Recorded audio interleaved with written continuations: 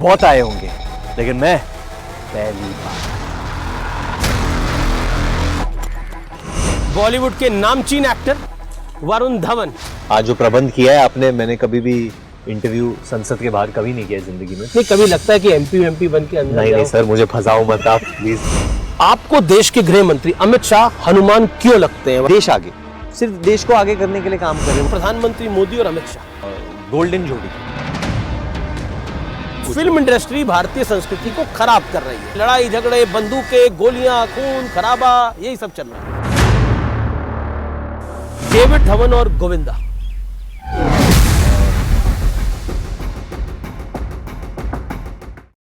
नमस्कार व्यूअर्स, मैं हूं अमीश देवगन और मेरे साथ इस समय मौजूद हैं बॉलीवुड के नामचीन एक्टर वरुण धवन। वरुण धवन, स्वागत है आपका। Thank you sir, thank you. आज जो प्रबंध किया है आपने, मैंने कभी भी इंटरव्यू संसद के बाहर कभी नहीं किया जिंदगी में, तो बहुत अच्छा लग रहा है। दिल्ली का मौसम सर्द है लेकिन आपने खबरें बड़ी गर्म कर रखी है। अरे तो आप तो वैसे कहते हैं कि मैं दिखता तो सन्यासी टाइप का हूँ और हूँ मैं बड़ा, अब मैं वो बोल नहीं सकता। क्यों ऐसा? क्योंकि अभी हर इंसान ऐसा होता ही है, दिखाते कुछ और है, होते कुछ और है। मैं जो हूँ मैं बोल रहा हूँ डंके की चोट पे कि मैं ऐसा हूँ। मैं एक एंटरटेनर हूँ सर, एक एक्टर हूँ और बस लोगों का मनोरंजन करना चाहता हूँ। और किसी भी व्यक्ति को मैं अगर पसंद करता हूँ तो मैं बोल देता हूँ मुझे पसंद है। इस इंटरव्यू को हम नाम दे रहे हैं कि वरुण धवन का राष्ट्रवादी इंटरव्यू। तो जब देश का संसद आप देखते हैं, हाँ जी, जब ये देश की संसद आप पीछे देखते हैं तो क्या लगता है आपको? मन में थॉट्स क्या आते हैं? बहुत गर्व की फीलिंग आती है दिल में, बहुत प्राउड फील होता हूँ कि I am an Indian first of all. यहाँ पे ये ज़मीन पर जिस पे हम चल रहे हैं जी, बहुत अच्छा लगता है। बहुत मेहनत से बनाया गया है ये देश। नई और पुरानी संसद दोनों साथ में, और दोनों साथ में ही रहनी चाहिए, क्योंकि नई सोच और पुरानी सोच, नई पीढ़ी और पुरानी पीढ़ी को साथ में ही चलना है भारत को शेप करने के लिए। तो कभी मन करता है अंदर जाऊं? नहीं सर, मतलब अंदर जाके देखना है एक बार कि कैसे है, कैसे बैठ, ऑब्जर्व करना है जी। बट नहीं, कभी लगता है कि एमपी बन के अंदर नहीं सर, मुझे फंसाओ मत आप प्लीज। नहीं, कभी मतलब कभी सोचते हो कि यार कई सारे तो सनी देओल जी चुनाव लड़े जीते, कंगना रनौत है अभी, उससे पहले रेखा जी, बच्चन साहब इलाहाबाद से चुनाव लड़े, तो जो प्रयागराज है, शत्रुघ्न सिन्हा लेजेंड। तो कभी मन करता है कि Varun Dhawan member of parliament, सांसद वरुण धवन। मैं बहुत ही जब सेल्फलेस हो जाऊंगा, जब निस्वार्थ हो जाऊंगा, जब मैं उस मुकाम अपने दिमाग और दिल में वहां तक पहुंच जाऊंगा, तब शायद जुड़ना पाऊंगा। अभी तक मैं वहां पे नहीं हूँ, अभी तक मैं फिर भी एक नॉर्मल इंसान हूँ। एक बात बताइए, सवाल आता है मेरे मन के अंदर और जनता के मन में भी सवाल है। मैं तो जनता का नुमाइंदा हूँ, इसलिए सवाल प्लीज पूछिए। सवाल ये है कि आप डेविड धवन के बेटे हो। डेविड धवन के बेटे को क्या मेहनत करनी पड़ी होगी? लोग समझते हैं, ऐसा मानते हैं कि तश्तरी पे लगा के फिल्म मिली होगी, बोला आओ डेविड धवन के बेटे हो वरुण धवन, फिल्म करो और हिट हो जाओ।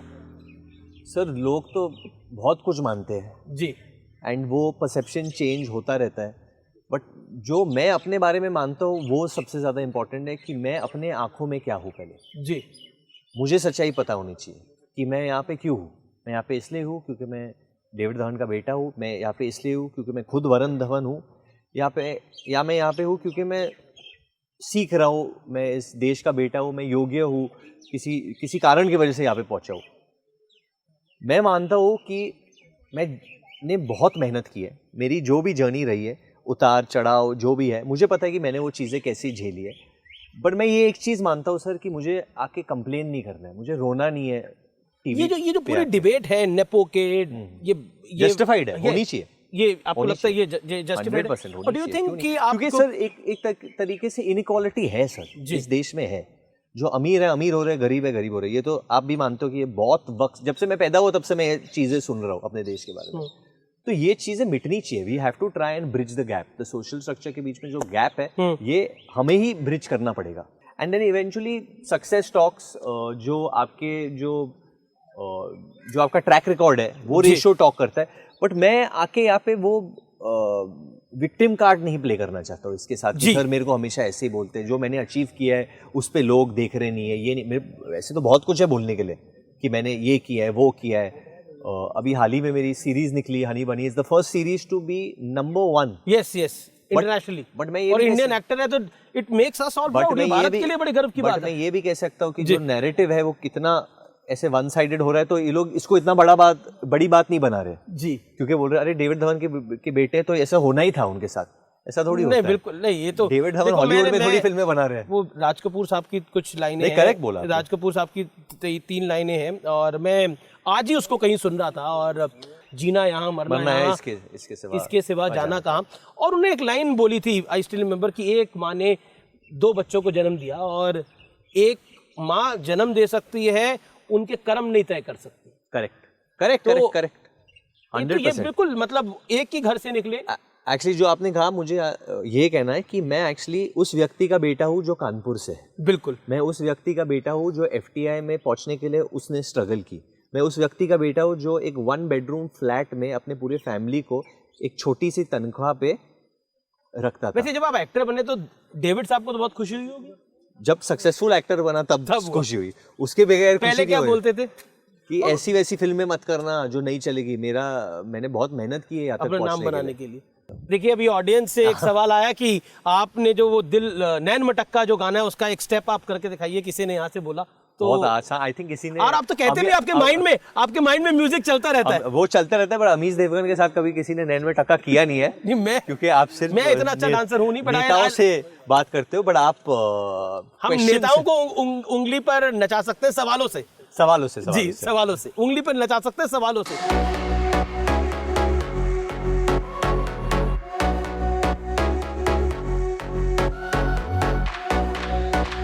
मैं तो उतना अच्छा डांस नहीं कर सकता, लेकिन आपको डांस करता हुआ देख मेरे को तो चीची की याद आ गई, गोविंदा की याद आ गई।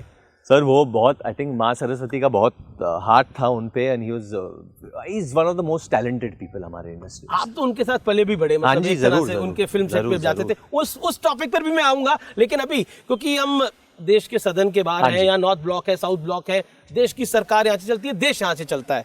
आप बॉर्डर 2 भी फिल्म कर रहे हैं। हाँ जी सर।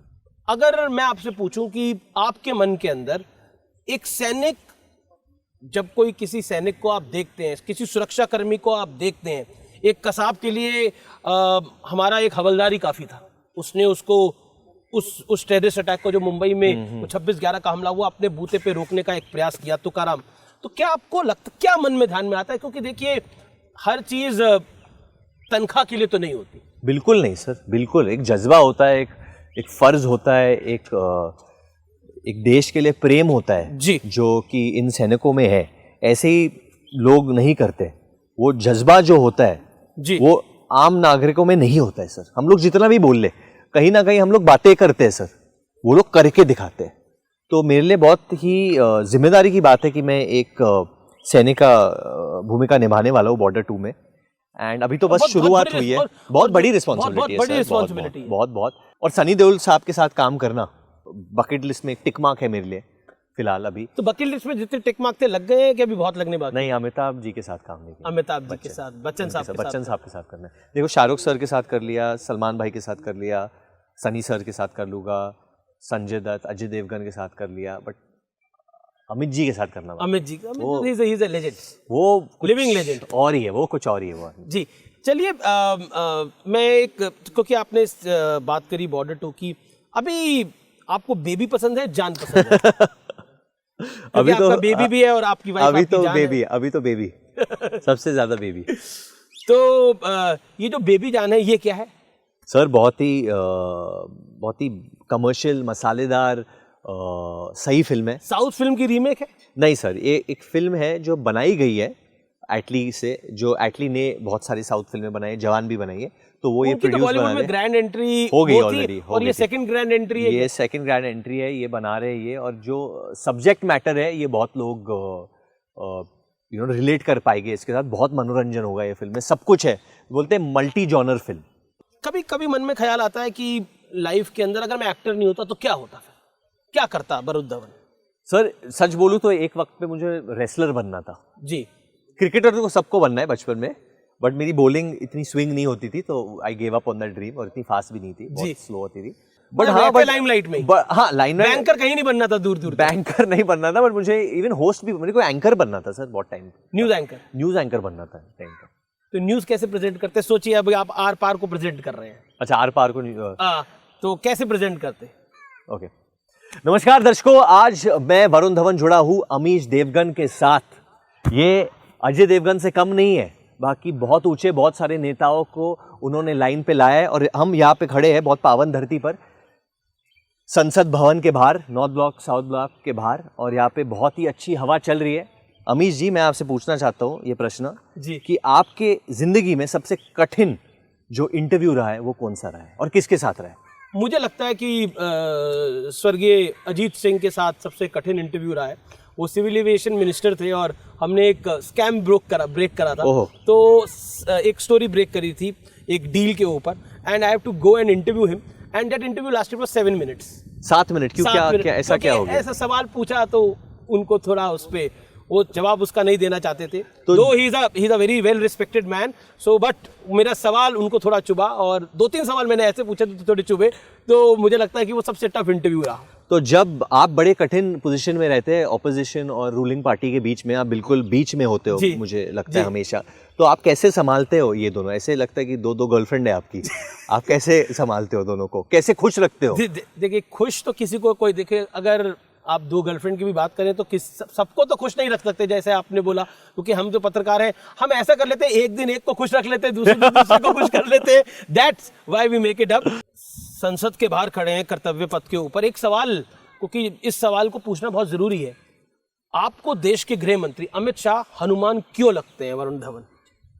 मुझे वो भगवान हनुमान इसलिए लगते हैं सर, क्योंकि मैं बस ऐसे ही अपना प्रचार करने गया था बेबी जॉन के लिए जी। उनका इंटरव्यू हो रहा था, मेरा सौभाग्य कि मैं था उस वक्त, तो मैंने अटेंड कर लिया सेशन, मैं बैठा था वहाँ पे जी। एंड वो जिस तरीके से बात कर रहे थे सर, हर जवाब में वो देश को आगे रख रहे थे, या मोदी जी को आगे रख रहे थे। वो कभी भी मैं नहीं कर रहे थे, खुद का प्रचार बिल्कुल नहीं कर रहे थे। वो देख रहे नहीं थे कि ये बोलने से मैं अच्छा लगूंगा बुरा लगूंगा, देश आगे। ये बात मुझे अच्छी लगी बहुत। देश आगे इसलिए आपको लगता है कि ये अमित शाह देश के हनुमान? हाँ, क्योंकि वो सिर्फ देश को आगे करने के लिए काम कर रहे हैं, वो नहीं देख रहे कि मेरी पब्लिक इमेज कैसी होगी, लोग मुझे पसंद करेंगे नहीं पसंद करेंगे।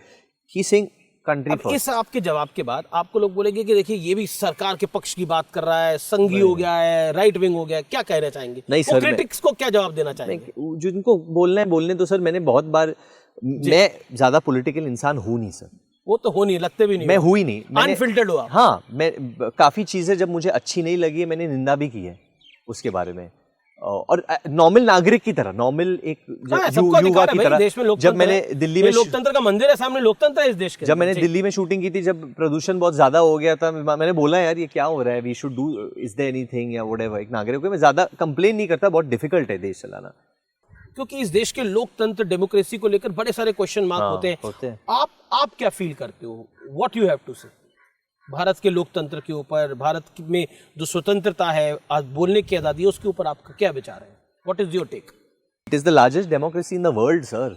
अगर हम दुनिया घूमेंगे, हम लोग हमेशा दूसरे देशों के बारे में बात करो, अमेरिका जाके देखो क्या हाल है, क्या हो रहा है वहाँ पे। ये बात मैं बोल क्यों पा रहा हूँ? क्योंकि मैं भारत में खड़ा हूँ, इसलिए तो मुझे, वो भी भारतीय संसद के सामने, और मैं निडर बोल सकता हूँ यहाँ पे, इसलिए मैं बोल पा रहा हूँ क्योंकि मैं भारतीय हूँ जी, इसलिए बोल रहा हूँ, मेरे को कोई खौफ नहीं है। या जो वॉर चल रही है दूसरे देशों में, यूक्रेन और इजराइल में चल रही है, और भारत एक ऐसा देश है, इतना अच्छा देश है कि वो हमेशा सहायता करती है। अगर इजराइल और पैलेस्तीन के बीच में वॉर चल रही है तो हम मदद, फिर भी हम लोग मदद भेज रहे हैं, दोनों तरफ मदद कर रहे हैं ना हम लोग। तो इसके लिए जिगरा होने की जरूरत है, इसके लिए निडर होने की जरूरत है। मैं आपसे जानना चाहता हूँ, इंडियन कल्चर, भारतीय संस्कृति आपके लिए कितनी महत्वपूर्ण है? सर बहुत महत्वपूर्ण है। क्यों महत्वपूर्ण है? बचपन में समझ में नहीं आता, बचपन में वो it's cool, it's not cool, you know, we should not be like that. But जब आप थोड़े बड़े हो जाते हो, थोड़े मिच्योर हो जाते हो, तब आप जान पाते हो कि यार हमारे ग्रंथों में, हमारे भगवत गीता में हमें सिखाया गया है कि जिंदगी कैसे जी जाती है। जब आप किधर अटकते हो जिंदगी में, आप भगवत गीता कहीं भी खोल लो और पढ़ लो थोड़ा बहुत, आपको बताएगा कि आप जिंदगी कैसे जियो, ये प्रॉब्लम से आप कैसे निकलो। भगवत गीता आपने पढ़ी हुई है?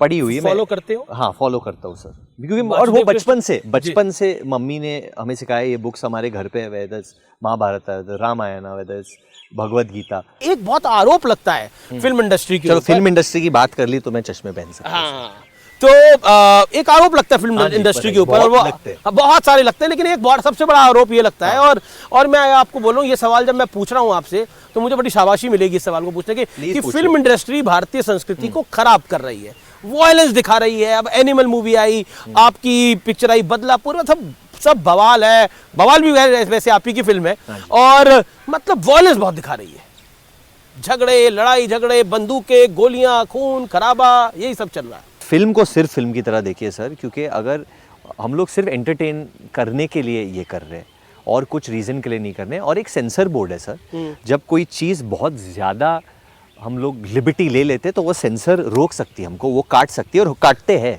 अब वरुण धवन की भी फिल्म क्रिसमस पे आ रही है, तो माना जाए कि अब वरुण धवन भी जो है वो धीरे धीरे उस पायदान पे पहुंच रहे हैं जहां पर ये सब है। सर संसद के बाहर आपने इंटरव्यू कर लिया मेरा, उससे बड़ा दिन हो ही नहीं सकता है मेरे लिए। कंगना रनौत का एक इंटरव्यू मैंने किया, उन्होंने बोला कि बॉलीवुड में ना एक तरह से गैंग है, या तो वो आउटसाइडर्स को अपना गुलाम बनाना चाहते हैं या उन्हें मिटा देना चाहते हैं। क्या, what is your take on this? नहीं सर, उनके जो उनका जो या she is a new member of parliament and I believe she loves the country, I do believe that. मेरी जितनी भी इंटरेक्शंस हुई है कंगना के साथ, बहुत अर्ली ऑन लाइफ में हुई थी, मुझे वो बहुत इंटेलिजेंट लगती है। आई फील कि उनके करियर में ऐसे कुछ सिचुएशंस आई होंगे वे मे बी जो लोग पावर में थे उस वक्त पे उनको प्रोटेक्ट नहीं किया, या they didn't stand up for her. पर बॉलीवुड में लॉबी होती है, I am just asking you, ये जो दर्शक देख रहे हैं इनको लॉबी है क्या? मतलब ग्रुपिज्म है, लॉबी नहीं? ग्रुपिज्म तो है जिसका वो जो लोग बोलते हैं कि ग्रुपिज्म है, उनकी भी ग्रुप्स होते हैं। बिल्कुल, उनके भी तो ग्रुप्स होते हैं ना, वो भी तो अकेले बैठ के नहीं बोल रहे, वो लोग भी 4 लोग में बैठ के बोल रहे हैं कि ग्रुप्स। लॉबी भी है बॉलीवुड में, बट ग्रुप्स एक तरफा नहीं होता है। आप एक तरफा ग्रुप बोल के क्या कर रहे हो? जिस इंसान को आप बोल रहे हो कि ये सबसे ये इसका ये ग्रुप, उसका तो ग्रुप की पिक्चर चल ही नहीं रही है अभी, तो फिर तुम क्या, तो जो चीज़ तुम लड़ रहे थे अब तुम वही बन गए हो। Very true. बॉलीवुड से यानी फिल्म से राष्ट्र की तरफ चलते हैं, क्योंकि हम इस इंटरव्यू को नाम दे रहे हैं कि वरुण धवन का ये राष्ट्रवादी इंटरव्यू। आपके लिए भारत एज अ राष्ट्र क्या है? आप इसको कैसे डिफाइन करेंगे अपने तरीके से? It's a spiritual country. Bharat एक बहुत सुंदर बात आपने बोली, इट्स अ स्पिरिचुअल कंट्री।